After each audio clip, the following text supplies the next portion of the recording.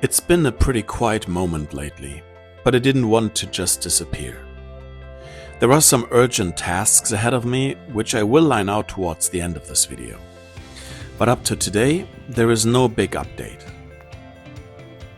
Instead, I thought I would take a few minutes to check in and reflect on the milestones reached and missed, talk a bit about where things stand right now, and what this in-between phase looks like before things really start to change when I finally move into my own Swedish cottage that I recently bought.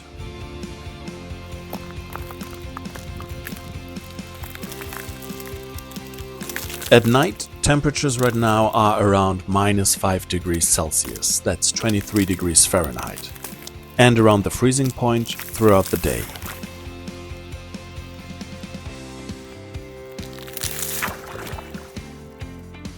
Around 9 o'clock in the morning there is daylight, and at 4 p.m. it's already too dark to go on a dog walk without a headlamp.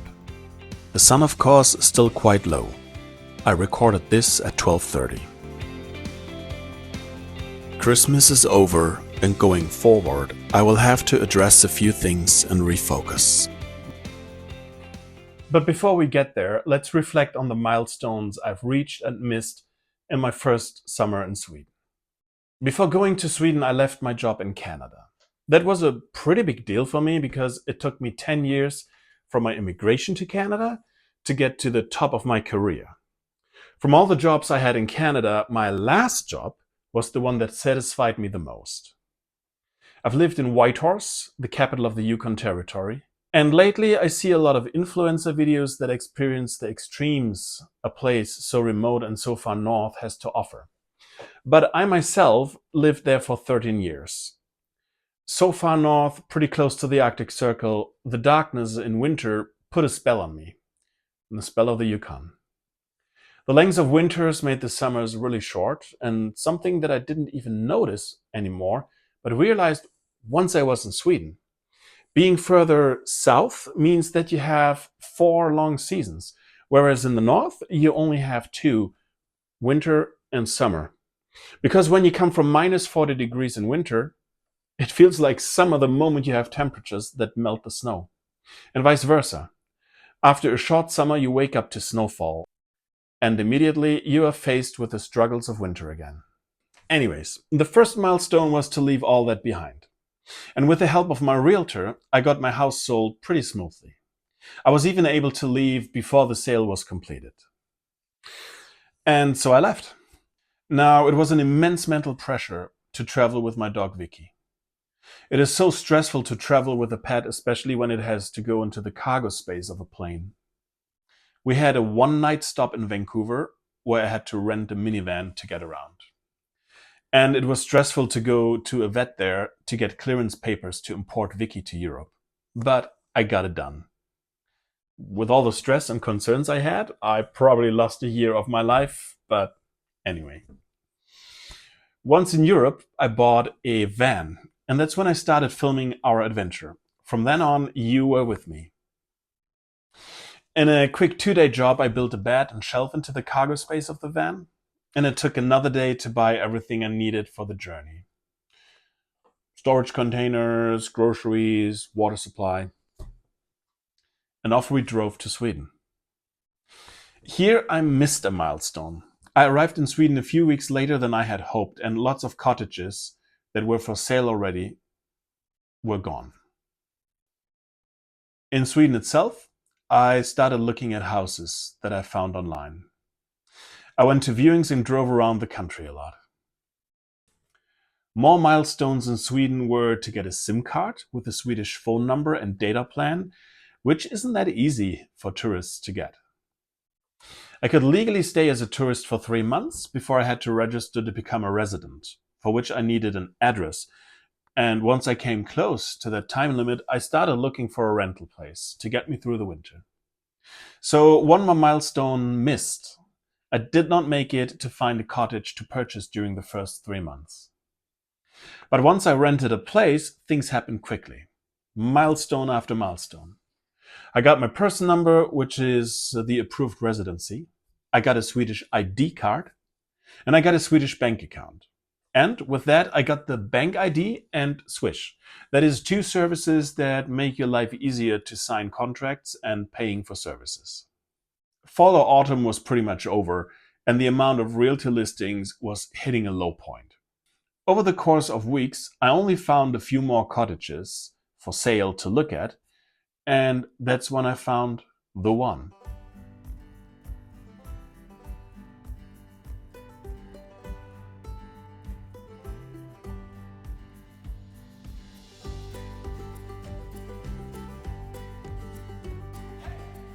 As you may know if you have watched my previous videos, I haven't moved into my cottage yet. The purchasing process took so long that the day of taking possession was really close to Christmas. And I decided to postpone the move to after New Year's. And this is where things stand right now, before year's end, before the new chapter begins. It gives me time to organize things and be calm before the storm. So where am I mentally right now? Looking back, I feel very calm. There are no regrets. Also, there is no fear of what lies ahead of me.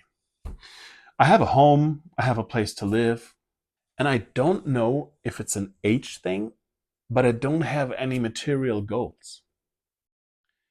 I don't feel any pressure that I would have to achieve anything. I think that's the first time in my life that I am where I want to be, without any urge to move on in life. I have some funny ideas of what I would love to do in future. Let me share one with you. But I want to say again, this is just a fun idea. I would love to own a classic Beetle. I would love to fix it and ship it to Canada and do a cross-country trip. A road trip for the whole summer. The classic Beetle will break down 10 times, that's for sure, but I have enough time. Well, at least in my imagination. Then I ship it back and swap the combustion engine to an electric motor. Ooh! I know that many of you will hate that idea, to convert a classic car to electric. But the thing is, they were built as daily drivers, and that's actually a good way to keep it a daily driver. And it would be a fun project. To be honest, I am a bit anxious about what's ahead of me with the renovation and upgrades of the cottage I bought, because who knows what I will find on the way, like what issues I will find. But before all these big things that are ahead of me will take place, there are some smaller things that I need to get done first. So let's take a look at the short-term milestones ahead of me, the things that I need to start with in my new place. I have created a checklist. The first item is that I have to order a water testing kit. Well, then test the water and send the testing kit to a laboratory. Just very quick, because I received lots of comments in one of my previous videos where I mentioned that I want to get the water tested. I'm not connected to city water. Water in Sweden is safe, but I have my own well. The well hasn't been used in at least a year, and so the water might be stale, there might be something in the pipes or in the hot water tank, whatever. I just feel more safe to get the water tested. Next thing, I need to contact the chimney sweeper. When I bought the house, it came with valid permits to run the fireplaces, but I have 3 fireplaces and only 2 permits.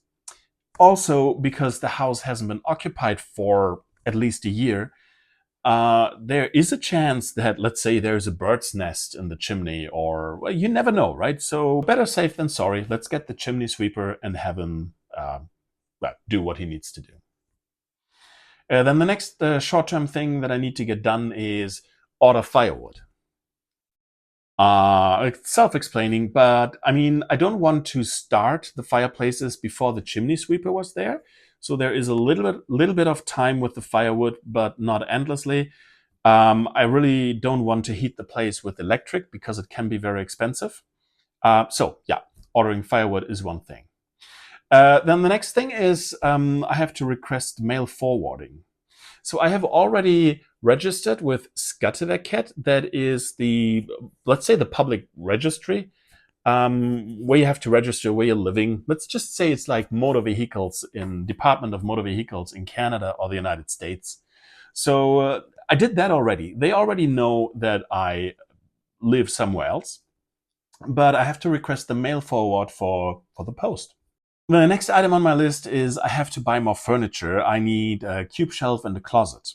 It's quite easy in the United States or Canada, where you have the closets built into each bedroom.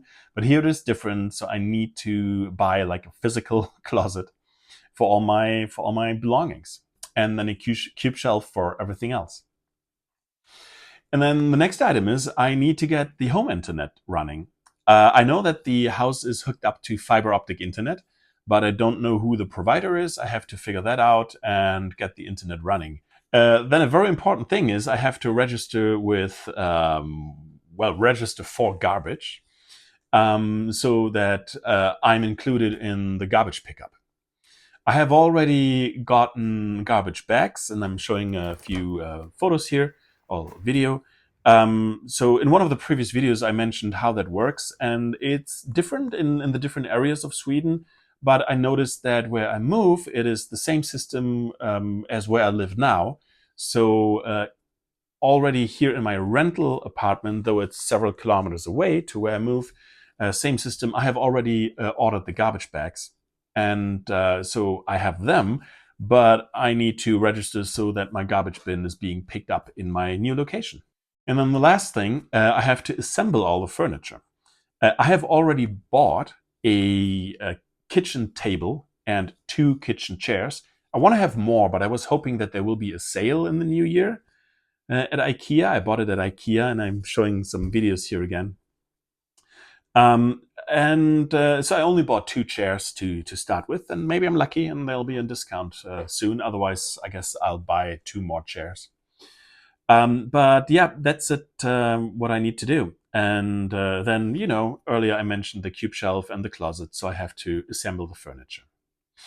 So here's like the full list, and it's what I need to do kind of in the next, let's say, or in the first week that I moved in. So before I do any renovation, I need to go through that list and make sure that all of it is done. And then I can focus on the renovation, starting the renovation and upgrades. So this is it for today. Thank you so much. Let me just move closer to the middle here. So thanks again for watching, and I have a little treat here in the end for you. Let's take another look at Vicky, because I haven't shown her a lot in this video.